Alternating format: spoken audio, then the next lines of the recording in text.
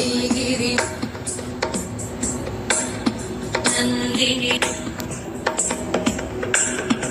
ऐगिरि नन्दिनि नन्दितमेदिनि विश्वविनोदिनि नन्दनुते गिरिवरविन्द्यशिरोधिनि वासिनि विष्णुविलासिनि जिष्णुनुते भगवति हेशिति कण्ठकुटुम्बिनि भूरि कुटुम्बिनि भूरि कृते जय जय हे महिषासुरमर्दिनि रम्यकपर्दिनि शैलसुते